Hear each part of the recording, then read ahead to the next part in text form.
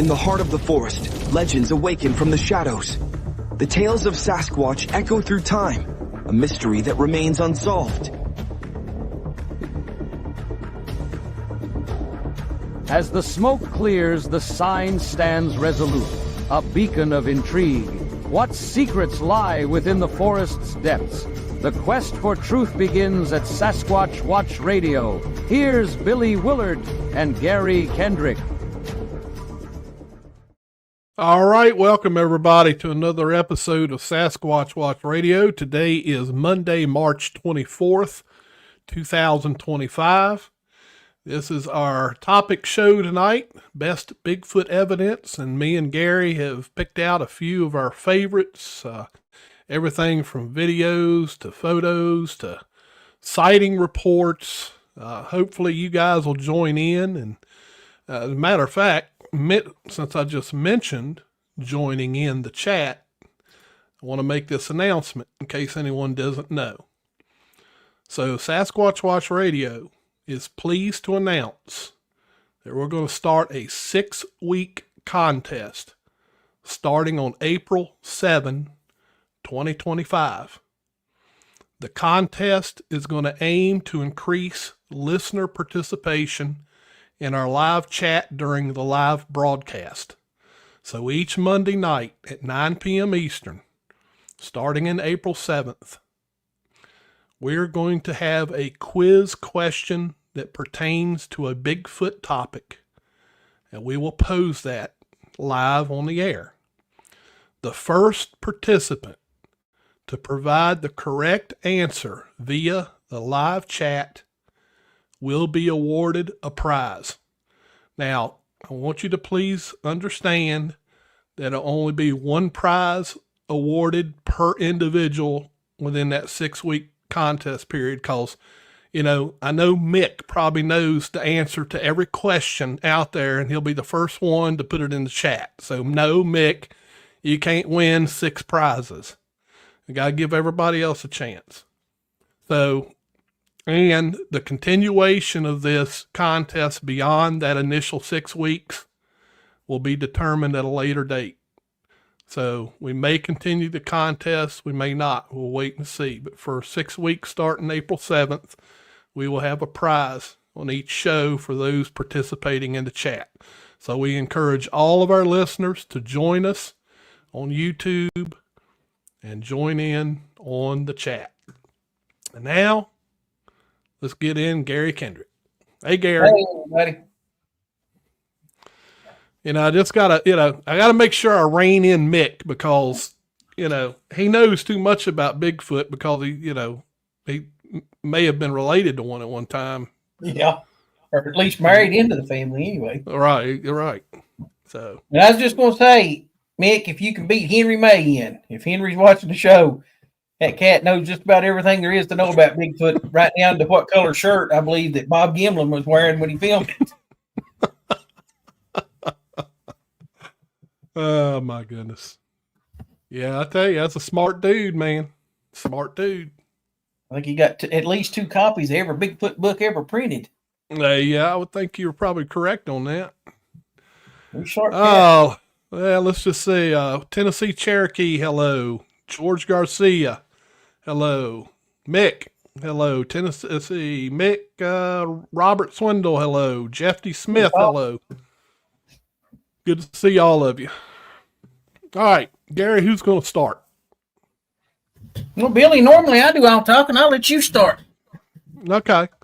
Well, I figured that we'll start on one of my favorite Bigfoot sightings that dates back to the year 2004. I don't know why I like this sighting, but I think it's because of the detail in the sighting makes me feel there ain't no way this guy made this up. Yeah. So this happened in the spring of 2004 in April in the state of Texas in Panola County. And he was in the Sabine River bottoms. So here's the story. He said, I was hog hunting from a tree stand next to the Sabine River. I'd gone to my stand about 5:30 a.m., put out sliced apples and table scraps to hold the hogs for a few minutes for a shot. Got in my tree stand and waited for the woods to settle down and the sun to rise. At sunup, I heard the hogs rooting around, working the river's edge towards me. I could first see them to my left at about 45 degrees, about 50 yards out. No clear shot. So I waited for them to get to my bait area, and then I noticed movement to my right about 80 yards out. So putting my rifle scope on it, I could see only the side of something's face. It was dark, hair covered, and slowly moving its head around looking in the direction of the hogs. At this time, it quickly moved to another tree. I could see most of its body. It was huge, standing on two legs, slowly looking around the tree at the hogs. Well, at this time, I was quite afraid, but I tried to keep my scope on it and study its features. The hogs were still feeding towards my bait area, and the animal was working towards the hogs. It moved quickly and disappeared. It quickly reappeared, moving to another tree, still looking at the hogs. I could again study its features. At this time, I was quite afraid, but tried to keep my scope on it. Its movement from tree to tree was a quick leap, landing at the base of the next tree on 2 feet, standing behind the tree and slowly looking around at the hogs. Well, this continued for several minutes until they were about 30 yards apart and almost directly in front of me at about 40 yards. The animal dropped to all fours, bunched up its rear legs, and leaped. It took 2 leaps to reach the hogs, and it screamed during the second leap, causing the hogs to panic for a split second. The second leap ended with it slapping one hog on its side, knocking it through the air into the side of a tree. As the squealing hog bounced off the tree, it pounced on it, beating it with its fist like a person pounding on a desk. I could hear bones crunching with each hit. All this happened very fast, about 4 seconds from the first leap to a dead hog. The quickness of attack was very unnerving. The 3 live hogs were in full flight. The animal picked up the dead hog, tucked it under its arm, and started walking off and let out a noise like grr, whoop, whoop, whoop, whoop. It was immediately answered from about 200 to 300 yards out by a shorter whoop, whoop, whoop. After a couple more steps in the direction of the answer, it stopped, dropped the hog, and turned and looked past me. It turned back to my tree and raised its head and looked at me. I have never been more afraid in my life. I tried to keep the scope on its head in case it came after me. It looked at me, cocked its head to one side. Its face had a curious expression as if studying me. It opened its mouth, showing its teeth, letting out a soft rrr sound. It then turned back, picked up the hog, and walked off in no hurry, as if I didn't even exist. He said he was looking through a 3x9 scope, originally set on 3 power for the hunt, but turned it up to 9 power after first trying to see the object approaching from my right. And after that time, I was afraid to make the movement necessary to take the scope off 9 power. A poor guy, you know, he was probably doing everything in his power not to shake and make noise at tree stand. I'd say he filled his diaper up pretty quick, I believe. That's one of my favorite sightings because the guy is just so detailed in his sighting. But there's a sighting I read years ago, and it was really similar to that, but this one was in Georgia when this guy was hog hunting. And he had the scope on the hog and was getting ready to take the shot. Then all of a sudden the hog just disappeared. So he dropped the gun to look, and he said there was Bigfoot, and it had the hog by the back feet, slung it around its head and cracked its head against a tree. So it threw the hog over its shoulder, give a big war cry, and took off. Man, There's something about Bigfoot. You know, we've had a lot of discussions about hogs and Bigfoot. We even had one of our guests one time, Jay Fitz. Is that correct? yeah. He talks about he saw his when he was hog hunting. Hog hunting, yep. Hey man, everybody likes that bacon. Hey, you gotta get some pork chops, and you get some pork chops, pal. Oh man, crazy stuff. And then the other sighting that I found, we were talking before the show, is one that happened not too far from your house. It just happened last year in November 2024 in Virginia, in Buchanan County. And so the details here, it says it's a well-traveled road that is near the coal mines and has had a lot of current work. And it's not very far from town, so it's near Page Road. Mm-hmm. And this is what they observed. Said, I saw this around 2:30 a.m. I was running late for work at the prison, and I was driving a bit faster than normal, as well as not having my bright lights on. I was turning on a side road at the main gate of the coal mines.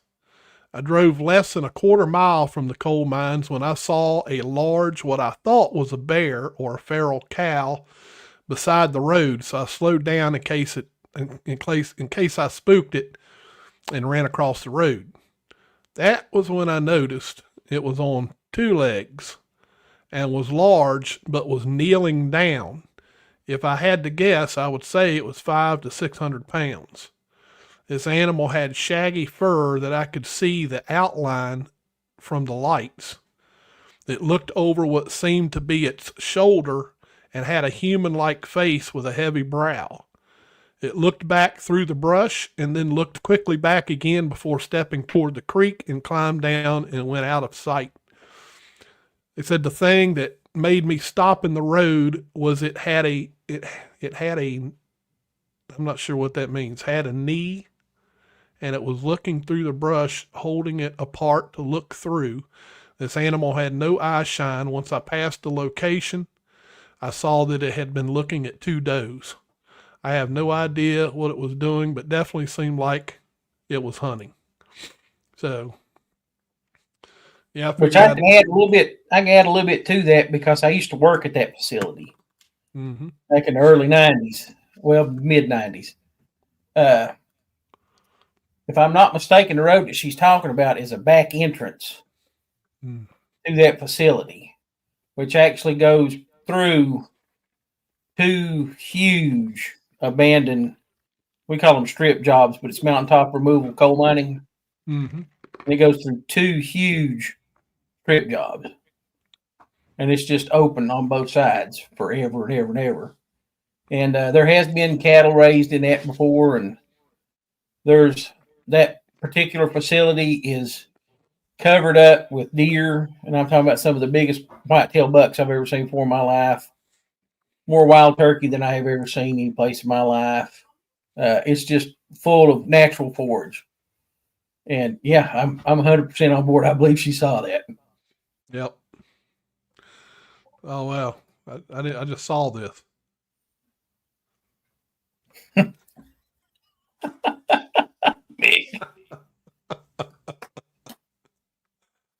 That's right, Alan. That's what I'd have been saying too. Hey, bacon. Hey, bacon. I kind of went a little bit different route. I picked out different things that I liked: video, audio, footprints, and I even kind of had some strangeness stuff that I wanted to talk about. Okay. But like of course, everybody, the Patterson-Gimlin film. Yep. Gold standard. You can't really argue with it. I'm going to catch some heat over probably some of these, but I'm good with it. Paul Freeman Blue Mountain footage from 1994. I've watched that, and I've watched that, and I've watched that. I like that video. I think that's probably real. the Independence Day footage.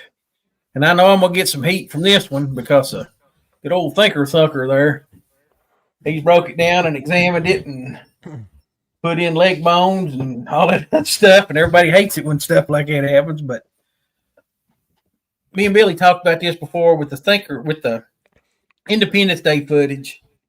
It has three of the things that I look for when I'm looking at a video to see if it's real or not. The animal has the stoop forward, bent knee gait, which is a dead giveaway, Bigfoot. You can see muscles moving in the animal. Now, yeah, you can get suits that have muscle mass in them that will move. Yeah.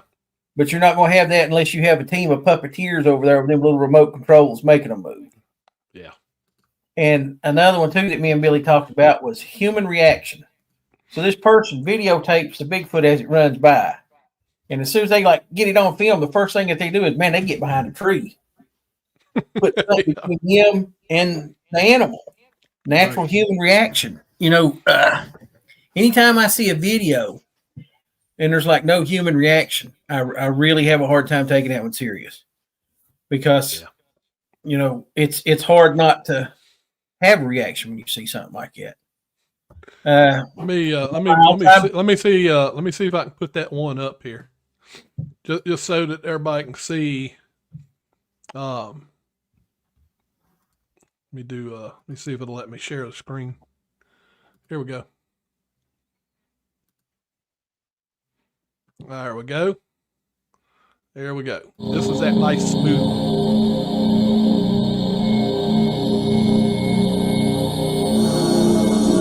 I love that version of it because they smoothed it out so well. You really see the movement. You got it all right there. Move forward just a little bit. Those knees bent, get off. Exaggerated feet as they get.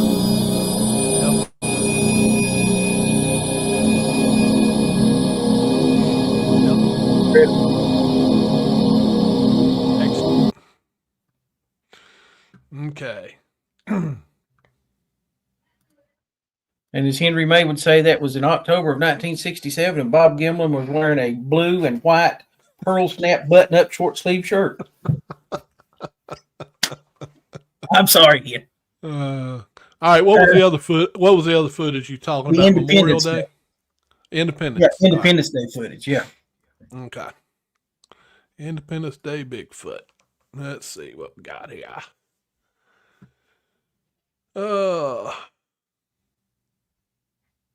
me make sure this is the right one. Yeah, this is it.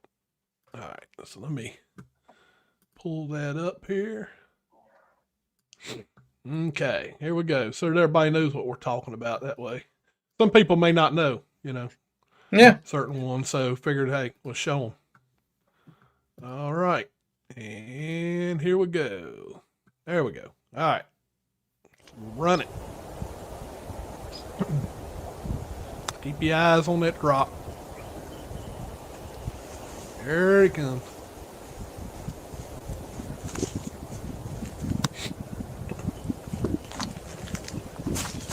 So there's the old human reaction. Let's get behind a tree. Yeah, right. Exactly. That's what it reminded me of. Remember when they were getting down off the horse and running and the camera shaking? Mm-hmm. Yeah, that's pretty much it there. So. And I'm not going to be slick. That's a pretty good sized tree too. Yeah, because that guy moves all the way across it. Right, exactly.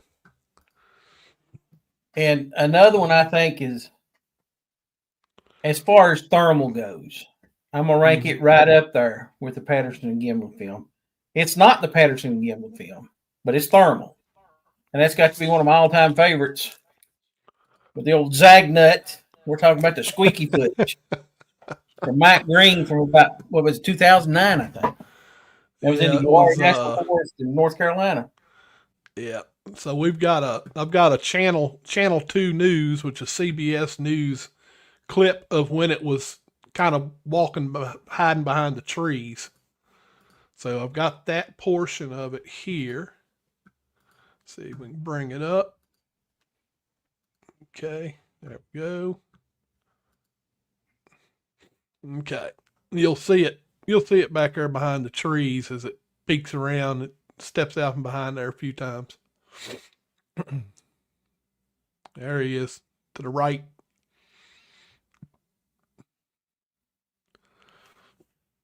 And he steps on out a little further. Comes around that tree there. I'm pretty sure when he comes out around this tree right here is where you can get a good, I mean, when you can blow it up, you can get a good image of its upper half, head, shoulders, and everything like that. Yeah. When it first come out, they said it was a bear. But we talked about this several times on the show. When you look at a bear that's standing upright, a bear is really tubular. They do not have shoulders. There it is. So it's just like a head in a cylinder. There it just got down on its knees. Yeah. And then it slowly makes its way up. And we'll go to the next one here, which is this one right here. This is where he's working with a registered dietitian can be a game changer in achieving your goals. Here's what you unlock through Faye. Most clients pay zero. There we go. All right. Here he is. See him with the log. There's a Zagnut bar. Top of that log. You can see something back behind that log. He's done crawled up there on his knees. Mm-hmm. He's examining it. Like, I'm going to get me a Zagnut bar. And children, I'm just going to tell you right now, Zagnuts are hard to come by right now. Yeah. So you better stock up before you run out of Bigfoot bait. Oh man. See, that's the squeaky thermal. Squeaky thermal. And everybody wants to know, how did it get the name Squeaky?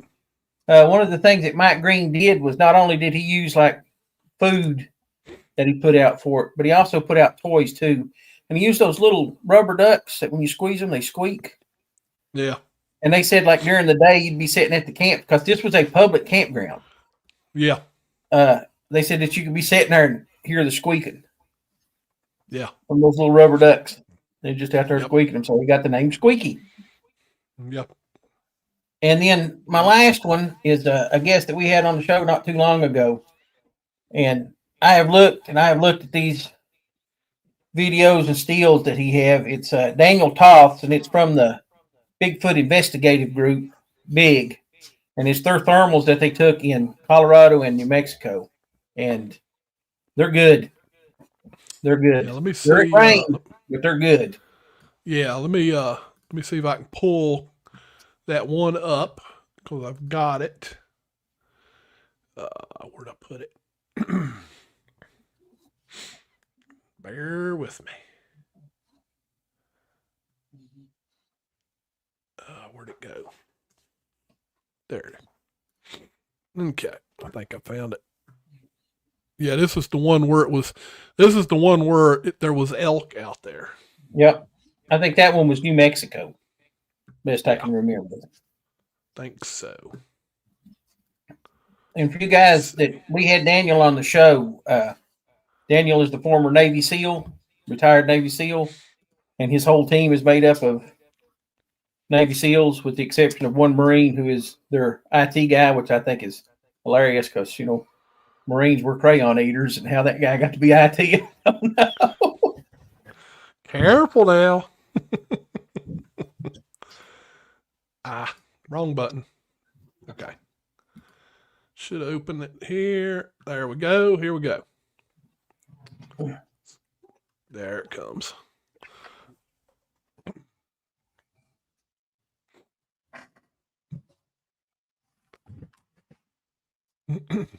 There's your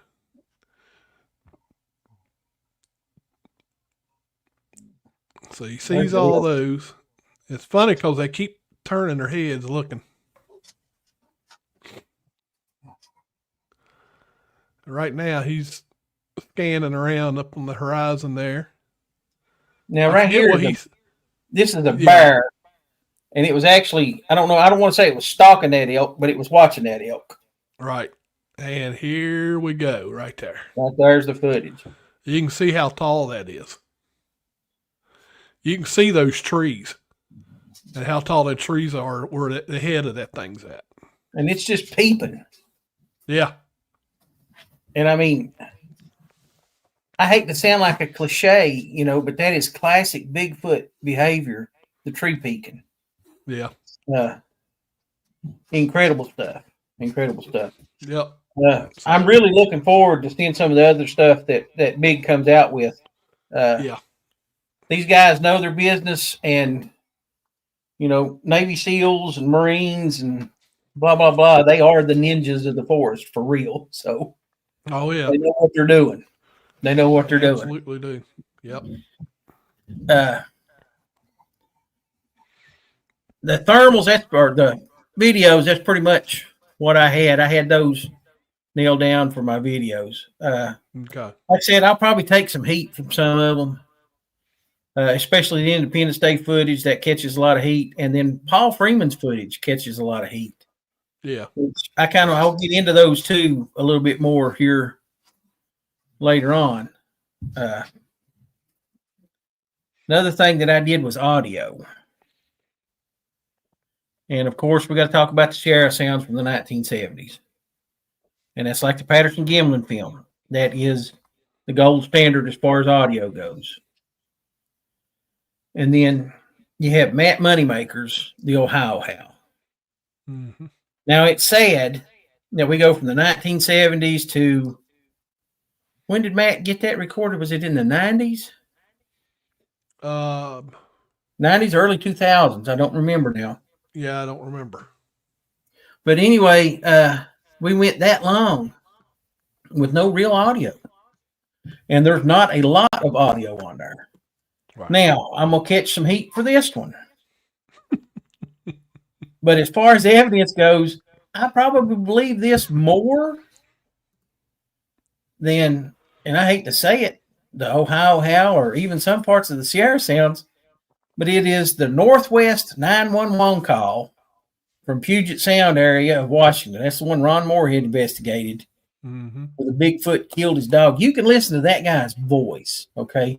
If that guy is not seeing a Sasquatch that just killed his dog or run through his yard or whatever, you need to give that dude, he needs an Oscar because he just. That's probably the most convincing. And the 911 operator, she should get an award too because she's like, I don't know if she was medicated or what, but she was just like, cool. Nothing got to her. Right. She's like, well, where is it? And he's like, standing right in front of me. And she says, oh my, good Lord. But yeah, that's that one. Like I said, I'll probably catch some heat on it. But there is not really a lot of audio out there that is serious audio. Right. Monongahela, he does some serious audio. Yeah. He's working with a good group. They was on Small Town Monsters. And I mean, he really breaks it down. Right. As far as what he looks for in it, he runs it off through a spectrograph. He's got it all mapped out. I have never met Monongahela, but I'd like to one of these days because that dude is like smart to the point where he's scary smart. Yeah. He could probably teach you more by accident than you could learn on purpose somewhere else. But there's not a lot of serious study on audio, and I think it's kind of sad because that's one of the main points, as far as evidence goes, and honest to Pete, the Ohio Howl is probably one of the most important audios because it meets a lot of the criteria for the scientific method in the repeatability thing. Right. You hear the Ohio Howl everywhere from the East Coast all the way up through the West Coast. Right. Right. And I don't care, what state you're in, people that do get audio or claim to have audio, as soon as you play the Ohio Howl, that's it. Yeah. So, there's a lot to that. Yeah. Of course, the Sierra Sounds too with the samurai chatter. Right. We have a lot of people that mention that too. Yeah. But the repeatability thing, it's there. Mm-hmm. And another thing that I wanted to talk about was footprints. And everybody's like, oh, you can't really use footprints as best evidence because you've got hoaxers and you got this and you got that. But I'd like to start out with this one. And this one was in 1951. And I don't know if anybody knows what I'm talking about here, but this is Eric Shipton. He had photos of a supposed Yeti tracks in Nepal in 1951. That was before Bigfoot was even coined in the United States. Yeah. Nobody even knew anything about it.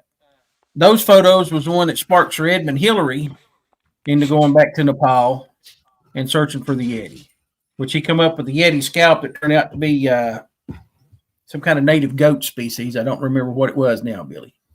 Yeah. Was what they said that the scalp was made out of. Right. But this was 1951. Now, I'd like to go into this one a little bit. In 1951, nobody knows what Bigfoot is. Right. Nobody's ever heard of it, never heard anything about it. They got pictures of the tracks. Who, in the name of God, is going to be up on the side of Everest in 1951 in the middle of the winter putting footprints down for some dude to find? What are the odds of that? Right. Half the people that tried to make it up Everest die before they ever get there. I don't think you're going to have a whole lot of success hoaxing somebody up there. Not hardly. Now, this is kind of something else too that I wanted to get into. Was you got the tracks from the Patterson-Gimlin film?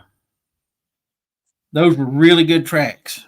Bob Gimlin covered a lot of them up with cardboard and bark and whatever he had to save those prints so that they could be cast.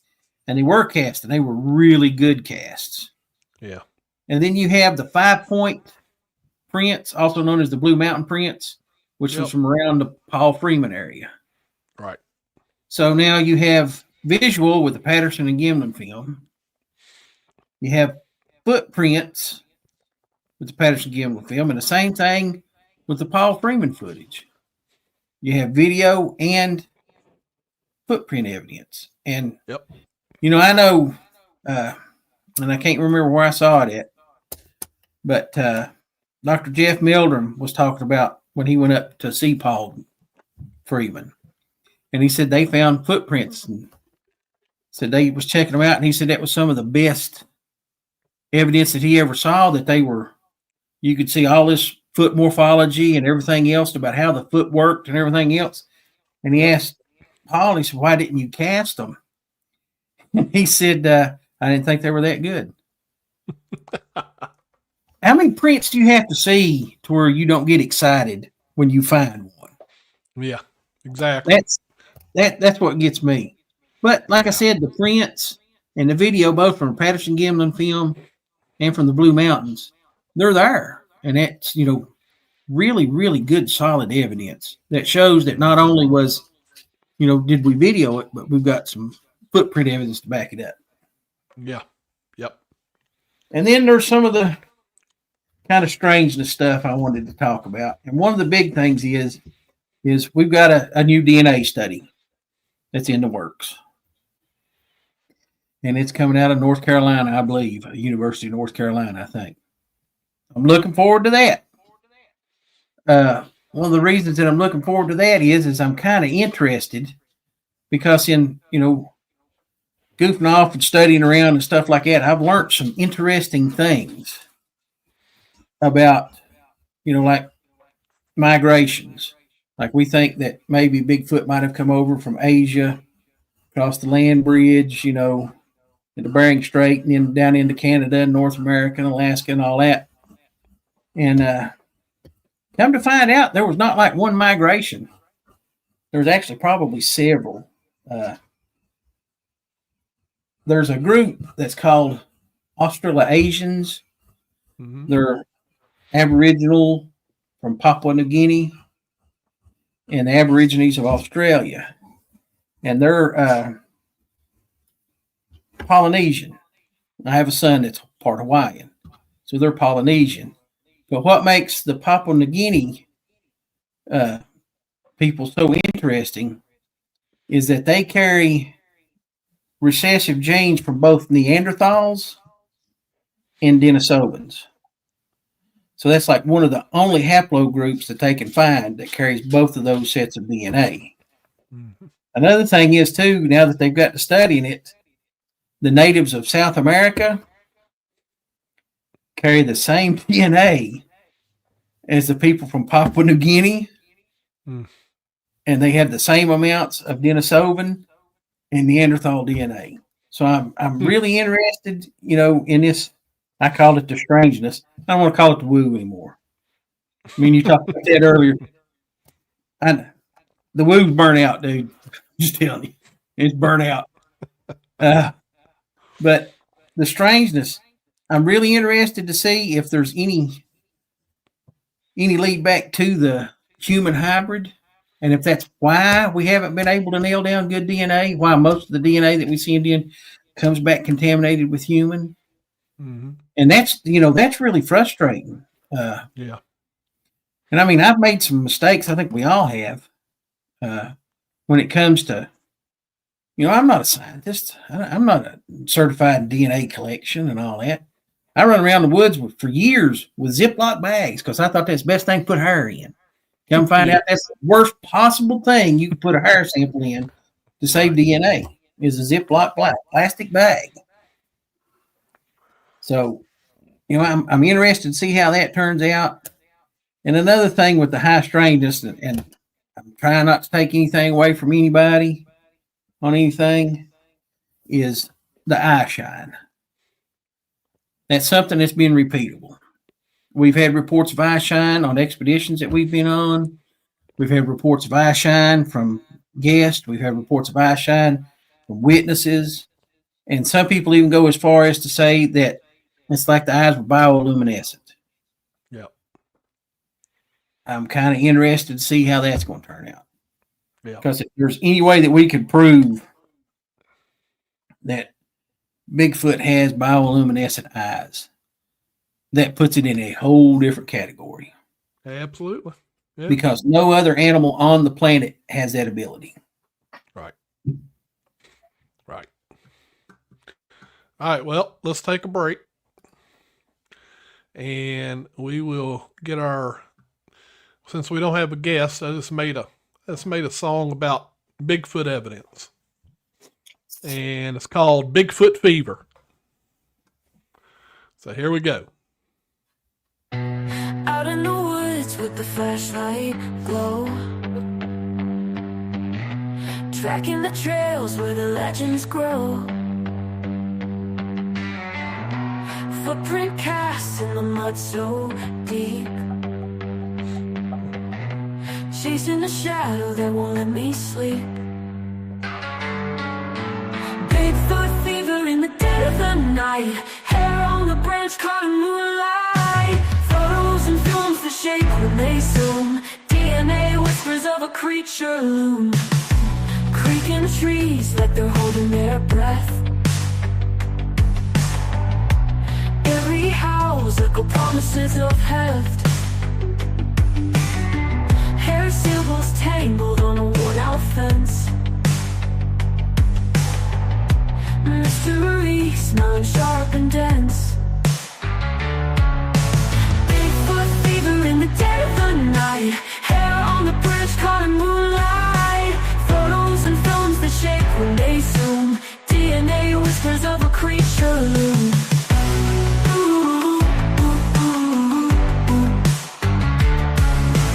Bigfoot fever in the dead of the night. Bigfoot fever in the dead of the night, hair on the branch caught in moonlight, photos and films that shake when they zoom, DNA whispers of a creature loomed, creaking trees like they're holding their breath. Eerie howls echo promises of heft, hair symbols tangled on a worn-out fence, mystery smelling sharp and dense.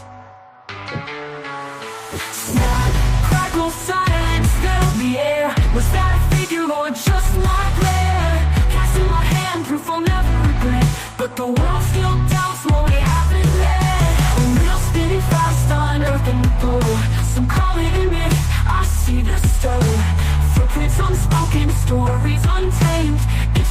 of hair remains unnamed. Bigfoot fever in the dead of the night. Hair on the branch caught in moonlight. Photos and films that shake when they zoom. DNA whispers of a creature loomed.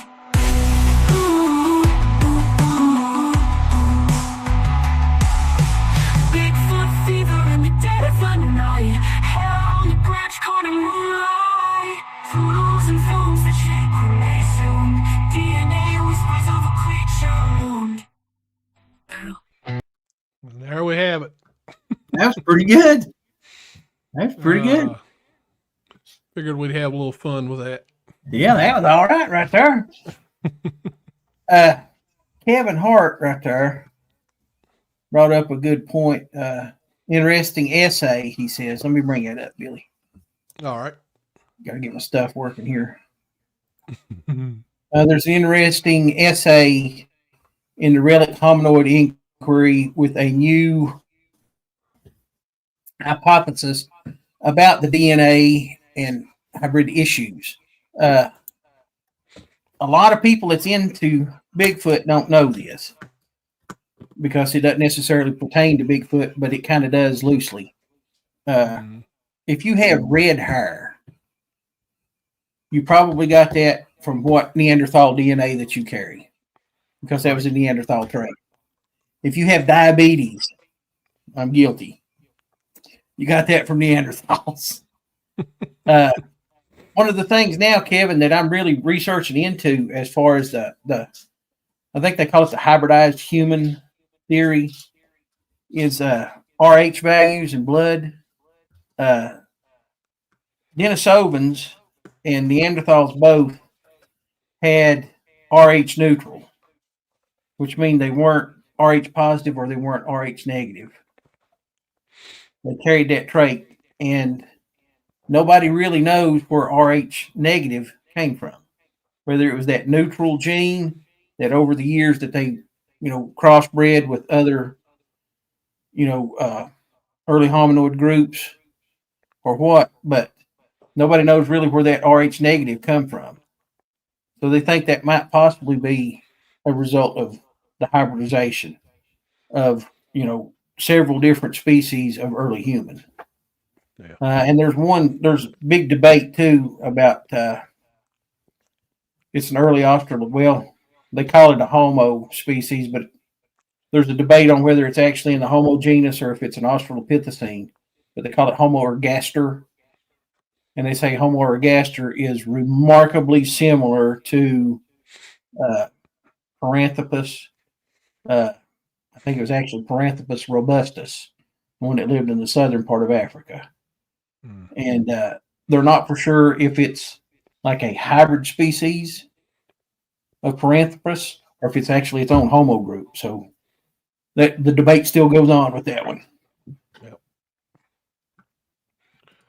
So I found some more stuff here that we can look at and discuss.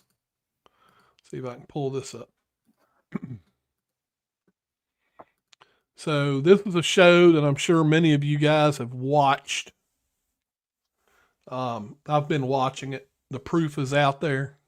Yep. So what do you think about this thermal? We turn to our experts for answers.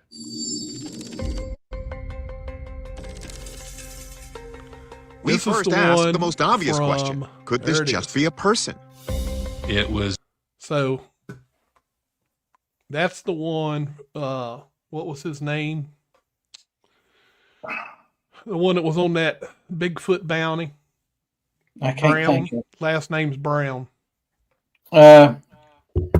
Senior, and his son was with him, and his son shot was with junior. a thermal imager, Yeah. and so it's picking up the heat signature. Typically, if any clothing is being worn, So it masks the there's intensity of the heat emanating from image. those covered parts of the body.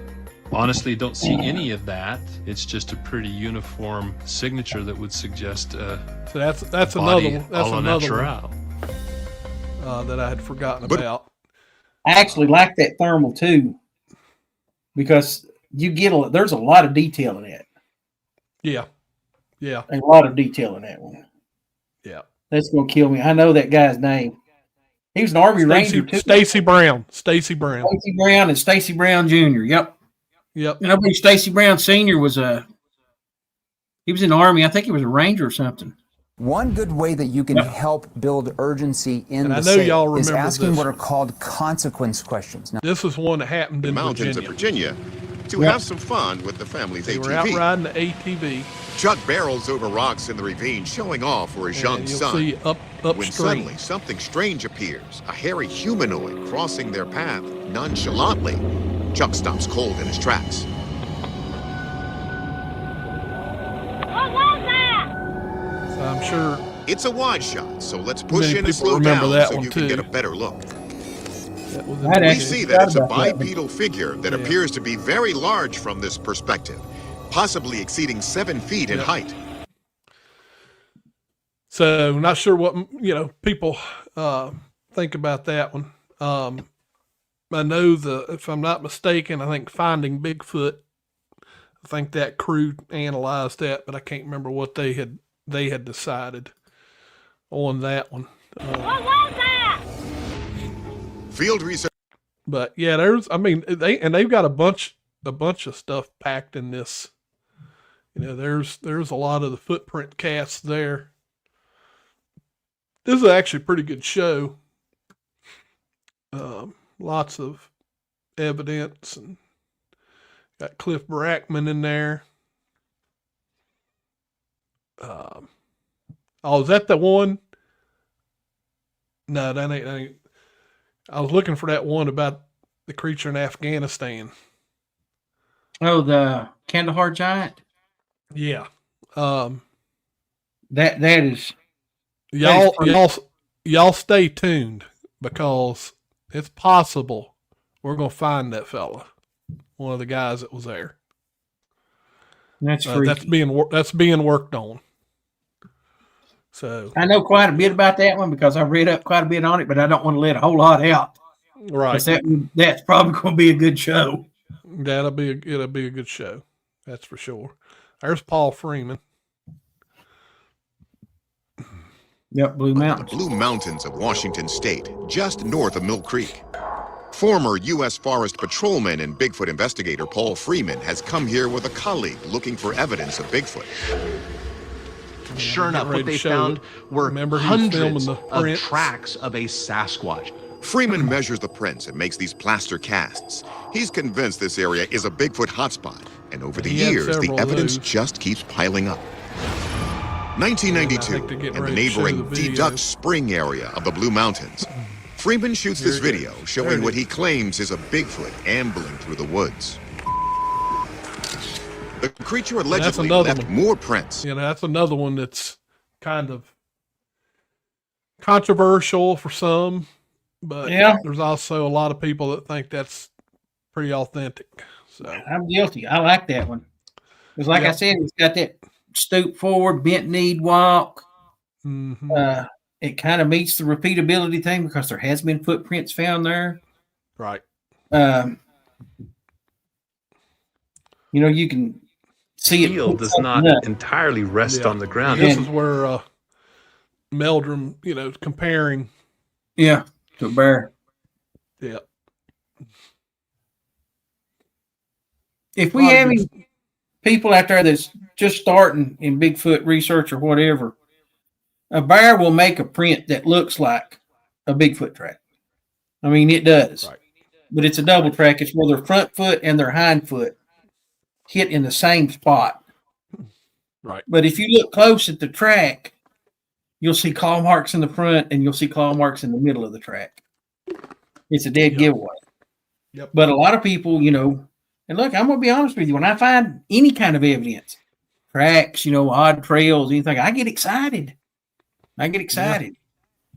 But you got to be able to break it down and look at it, analytically and say, this is what we're looking at. Yeah, I thought that'd be kind of fun to show a few of those.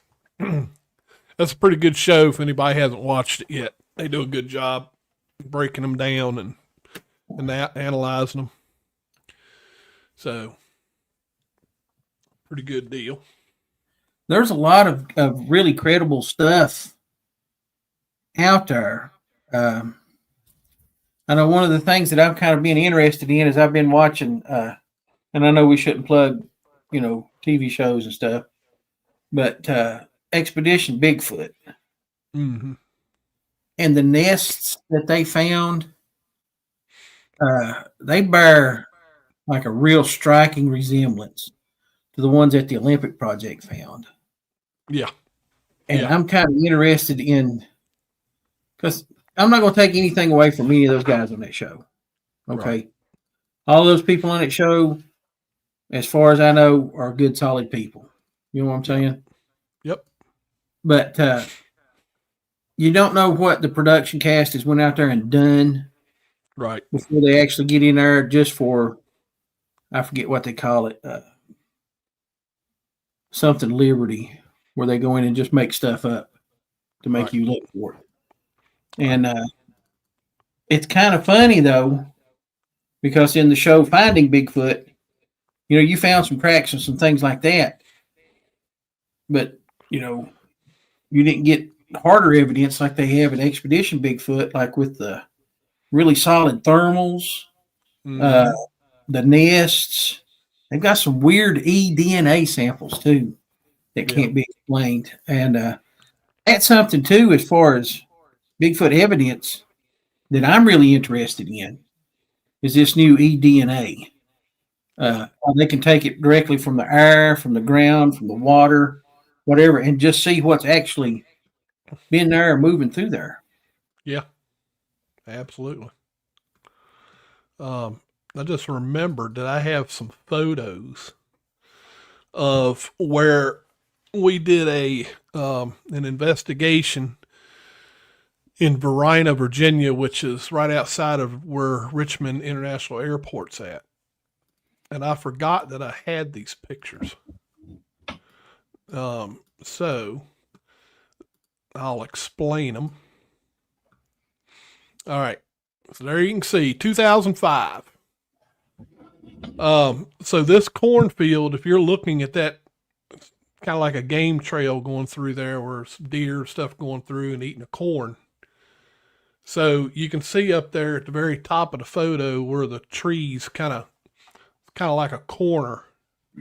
And that's exactly, so right at the edge of those trees that you can see straight in about the middle top part of the photo is where Josh and Tim were standing when they had their sighting. Okay. Now, here, you're going to like this impression. Now, as you go through the woods there, you come to an area that's right next to a pretty good sized stream. And we found some footprints there. And you just gotta look at these footprints, cause they're I got the picture of the best one, and you can tell me what you see when you look at it. Let's see if I can get it to come back open here.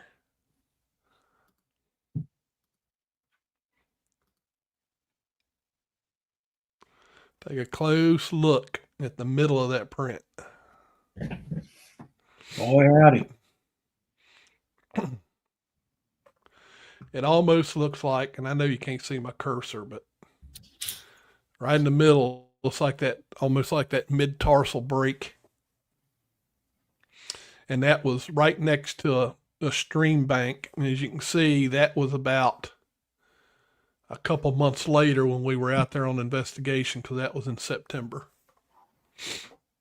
And you can see how wide that thing was. That thing is 6 inches wide. Yeah. I worked on a theory for a while, and it kind of holds true that in a real Bigfoot track, the width of the track was just about half length. Like, I think my best track was like 15 and a half inches long, but it was like 7 inches wide. Mm-hmm. And that's a big track. Yeah. Yep. Yeah, I forgot that I had those, and I was searching around, found them the other day. I wish I had more. I had a ton of photos, and I don't know what in the world happened to them. But, you know, it's been a lot of years. I mean, think about it. That was 2005. That's a long time ago. Man. Long time ago. David's got one up here, Billy. I'm going to look at this one here. It says, I'd like to know what your thoughts are on the Provo Canyon rock thrower. Oh. David, I don't know if I've seen that one. Yeah, hold on. Let me see. Now he's got me interested now. Let's see here. See what I can find here. Let me open YouTube back up. Provo Canyon rock thrower. Yep, he's got me interested now. David, is that in the state of California? Let's see. Provo Canyon.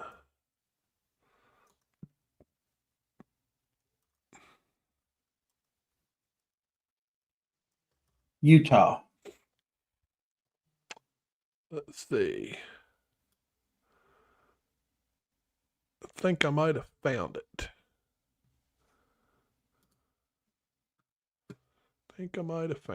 Hold on. Let me see if I can pull it up here.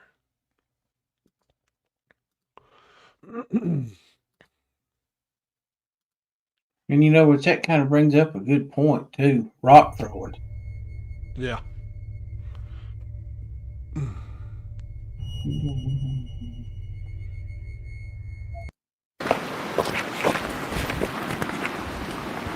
Oh, yes, I do remember this. I have seen it, yes. Yeah. I do remember seeing that.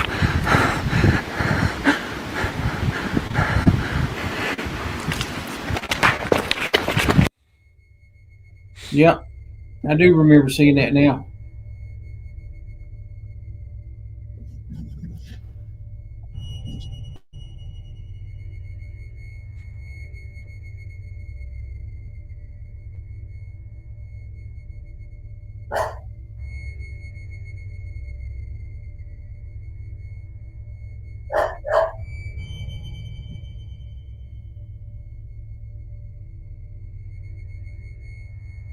Interesting.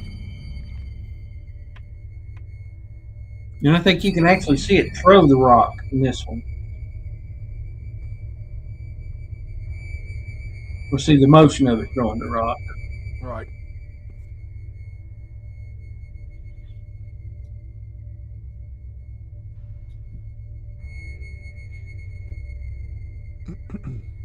Yeah, right there. Right there. Yep. And See, and David, I'm going to say this too. In just about every report that I've heard of rock throwing from a Sasquatch, it's sidearm. Just like that. Yeah.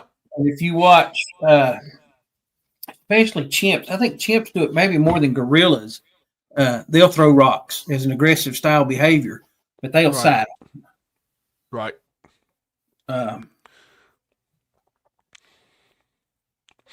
Yeah, thanks for bringing that one up, David. That's a good one, David. I like that one. Yeah, that one actually has some. And David, thank you for the like too. Appreciate it. No, that was actually Rick. I'm sorry. That was Rick. That one had some things that I liked in it too, David. The bent over kind of walk, and then two, I call it. I come up with crazy names for stuff. The John Cena, because you can't see. The John Cena. Yeah, that thing's 800 pounds, and it hides behind a tree that big around. You can't see me. Yeah, yes, I can too. There's more of you hanging out on each side of that tree than are stuck in behind it. But that, that's pretty interesting. Mm-hmm. And then too, the foot movement. You can see a lot of foot movement as it's coming down that hill. Nice. Yeah. I forgot about that one. Yeah, I had to. So see, that's why we need y'all to chime in. So. Participate. That's right. Participate. And since we're running out of time, I'm going to go ahead and mention that again for people that may not have been here when the show first came on. So, for the next 6 weeks, starting in April 7th, we're going to have a contest.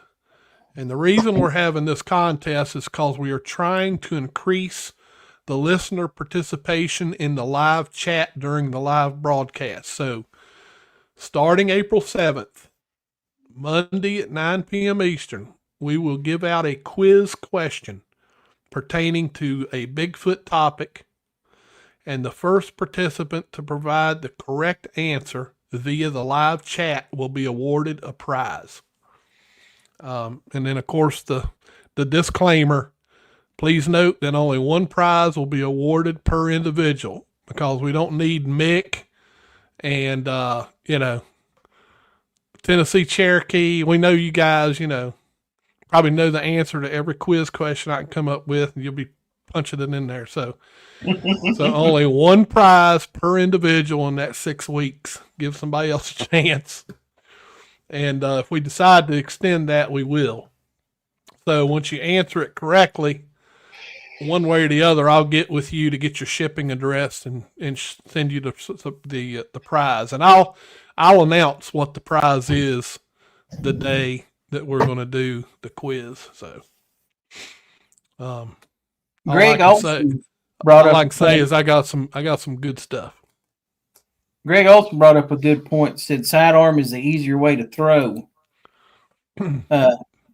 Easier way to throw, yeah, but it has more in common with great apes than it does, humans. If you're going to throw a rock, you're going to throw it overhand. Yeah. That's all there is to that. And, that's a good point to be brought up. There ain't but one thing in the woods that I know of that can throw a rock. And you got to have these to do that. Because it's hard to pick one up and throw it. Yep, that is for sure. Oh, that's another thing I forgot to do. Hold on just a second here. I told Daniel I would put this up for everybody to see it. I got to find it here. I think I put it up right here. Yeah. So let me put this up. Just want to make sure everybody is aware of these events that are coming up. And he's got an event coming up. And here it is. So the big conference 2025 will be coming up quick. Saturday, May 24th, 2025, from 9 a.m. to 6 p.m. And it's going to be at the Omni Interlaken Hotel in Broomfield, Colorado. Admission price $25. And there is their website if you want to get in on that. I'll leave that up there for a second, but I'm sure that's going to be great because he's going to be showing some of his thermal image videos that he has not shown yet. Because he has collected more evidence. So after that conference, he is going to share them with us here on the podcast. But it's always good to see it live. Yeah, boy. So I actually kind of wish I could get out to Colorado and see that. Yeah. But brother, that's a long trek. I don't know. He might take you up on that if you speak for him. Hey, listen, I'm gonna be honest with you. I'd never really heard of him before. Yeah. And we had him on the show, and I'm gonna tell you what, I looked at his stuff. As far as I can tell, he's credible. He's got a lot of integrity. And I may be biased a little bit because I'm a veteran myself, but when it comes to observation, that's kind of drilled into it. Right. When you're in the military, and especially a Navy SEAL, you know what I'm saying? Yeah. That's kind of beat into your head. Yeah, right. Right. But he's got some, really interesting stuff. Yeah. Really interesting stuff. Yeah. So his name is Daniel Toth. He is a retired Navy SEAL. He was in Navy SEALs Team 3. Mm-hmm. And knows what he's talking about. Yes, he does. And he's got a great group of guys with him. He's got a bunch of Navy SEALs that are all retired with him. He's got some guys from the Army, which actually we're going to have one of his members here in a couple weeks. His name is on the other page here. His name is Stephen Brown. He's from California. And he's going to be joining us in 2 weeks to tell us about his encounter. So that should be interesting. I like new encounter stories. Yes. I really do. A lot of it has to do with, you hear it and it kind of brings back stuff that you've heard for years and years and years and years, and maybe some stuff you've forgotten about. Mm-hmm. Yeah. And I'm one of the guys, I look for that repeatability. Right. Is the story, consistent? Right. One thing I did want to mention before we left, and there's not a lot of people that do it. I can only one person comes to mind that does it as far as reliable evidence goes, and that is latent fingerprint evidence. And Jimmy Chilcutt, and if he is, I'm not for sure if Jimmy's still alive. I hope that he is. Yeah.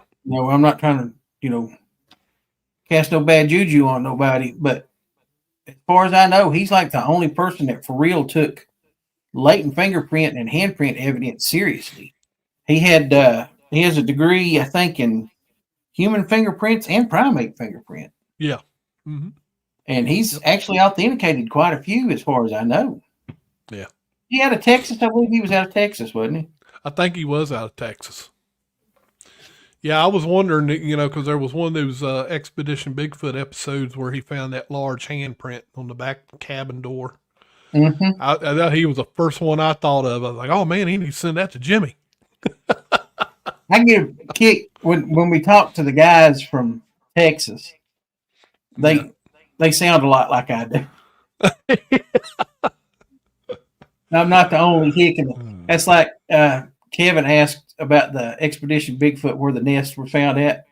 And I typed in, they were found in the state of Washington. But if you ask me on the street, Gary, where'd they find those nests at? They found them up in Washington. Washington. I kind of like not being the only cracker in the crowd, Them guys from Texas, I can talk to them. That's right. I'm the same way. You talk to people down like towards, South Carolina and getting to West Virginia, and, it's like we can understand them. Yeah. Especially like when you get into South Carolina, when you get in what they call the low country, mm-hmm. and around Charleston, places like that. Yeah. That's about the only places that people don't look at me weird when I talk. That's right. So, I don't feel too bad there.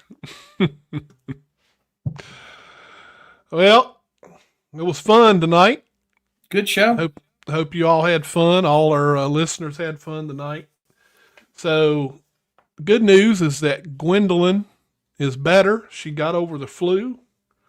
So she's feeling better. So we will have her on next Monday night. I know Mick was looking forward to that because he's never met her before or heard of her. So this will be our first time talking to her. So it should be interesting. And just a side note, we're pretty happy right now because we have surpassed 1,500 subscribers as of today.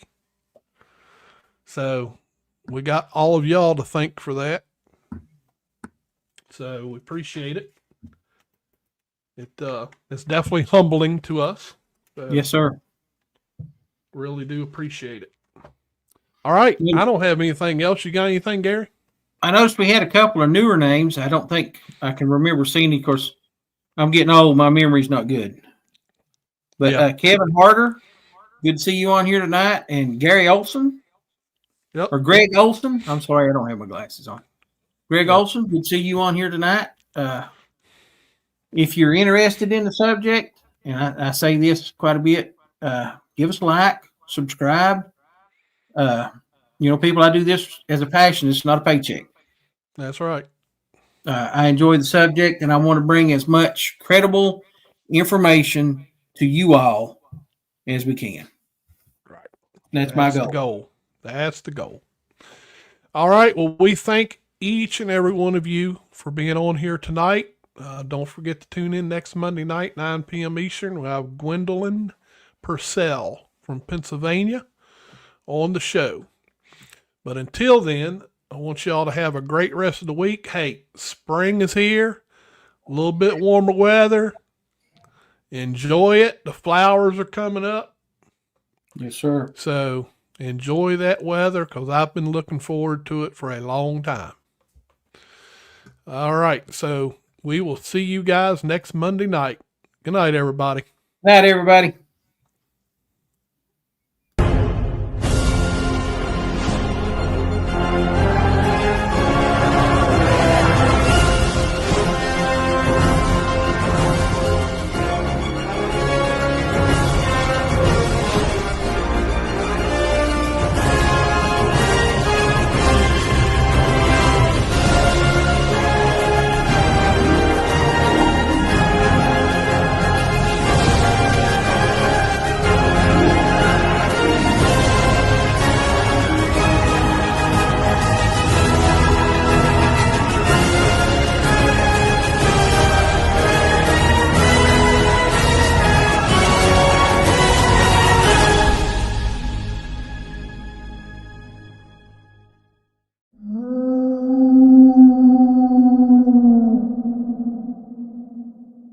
Proud to announce that Sasquatch Watch Radio and the Bigfoot Investigative Group have joined forces.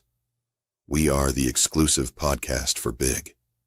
Tune in on Monday nights at 9 p.m. Eastern for a live video podcast each week. Sign up for our email list at squatchradio.com and subscribe to us on YouTube.